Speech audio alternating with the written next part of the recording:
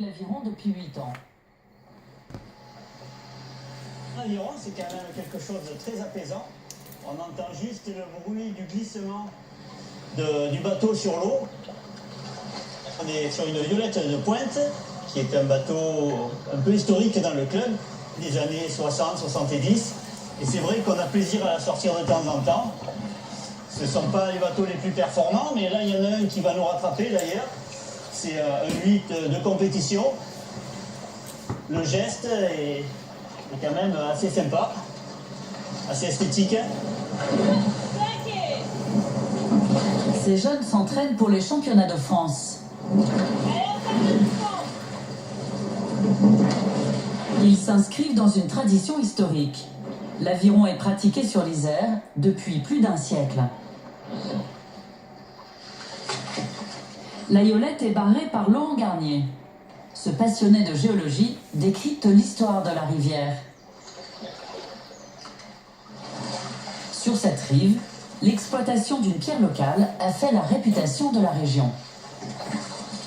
On va passer devant ce qu'on appelle le bloc de tuf. En fait, c'est un témoin finalement, un reste de ce front de taille. 2 km de long, le front de taille, 30 mètres de haut.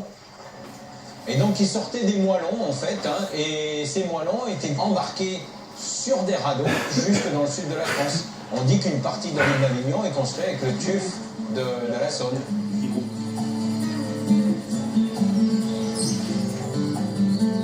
Plus loin, le bateau arrive en vue du pont de Saint-Hilaire-du-Rosier, qui annonce la confluence avec la Bourne.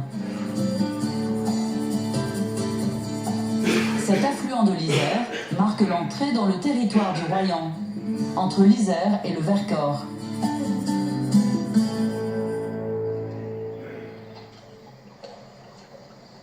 Ah ben là, on sent qu'on a perdu la puissance de l'Isère.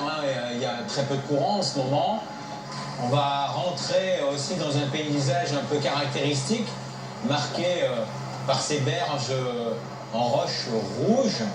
En fait, ce sont des sables durcis qui sont très chargés en oxyde de fer et qui les ont donc colorés. Pendant longtemps, ça a servi à faire par exemple les terrains de Roland-Garros. Le premier village installé sur la Bourne, c'est Saint-Nazaire-en-Royan. Le village se découvre à nous, et notamment cet aqueduc qui a fait sa réputation.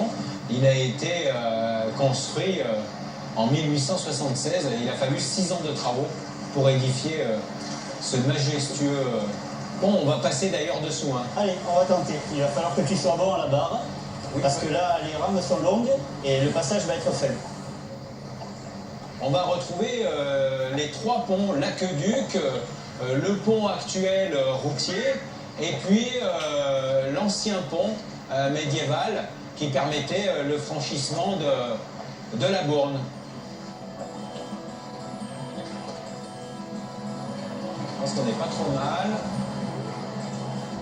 Attention, on arrive à l'endroit le plus étroit.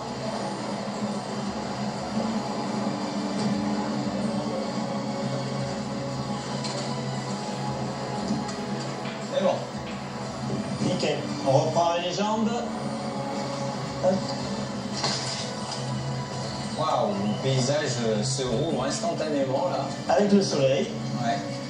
Nous voilà donc maintenant vraiment sur la Bourne, en amont de Saint-Nazaire-en-Royan. On a le Vercors qui se dégage devant nous. Le bateau doit s'arrêter là, mais Laurent poursuit son chemin. Il va remonter la rivière, qui prend sa source dans cette citadelle de calcaire, le massif du Vercors.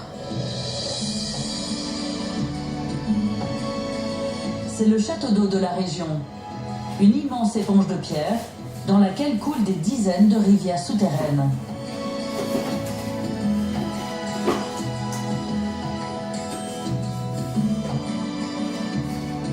Laurent est le propriétaire de l'une des plus célèbres grottes du massif. Un joyau minéral qu'il va rejoindre grâce à une route spectaculaire.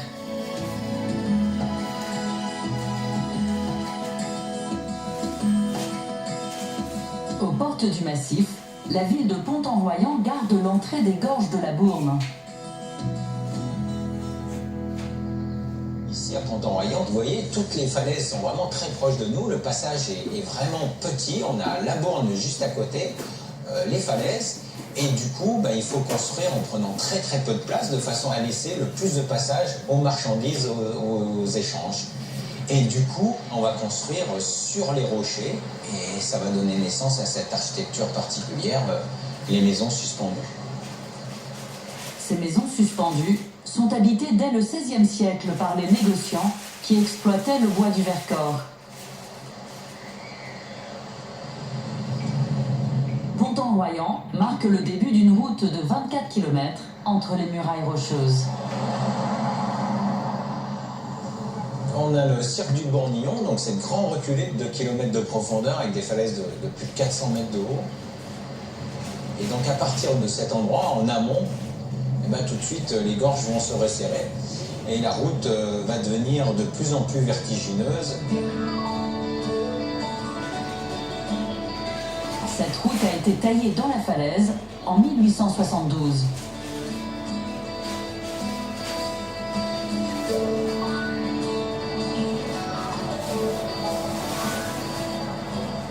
C'était un pari, un défi qui a fait la renommée d'ailleurs du Vercors.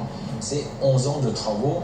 Au début du chantier, il n'y a pas les compresseurs à air comprimé. On fait les trous de mine à la main avec la barre à mine.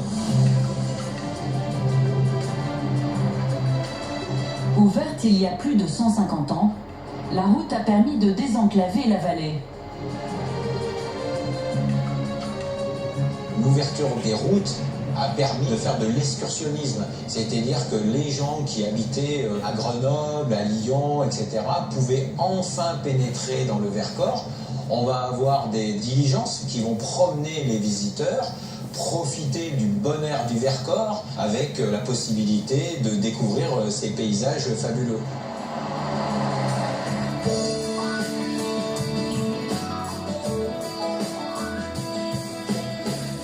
À quelques kilomètres de là, les pionniers du Vercors ont bâti une autre voie vertigineuse, la route de Comblaval.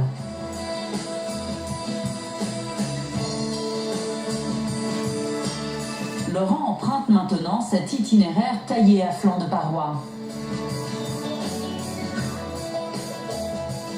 C'est vraiment une des routes vertigineuses par excellence.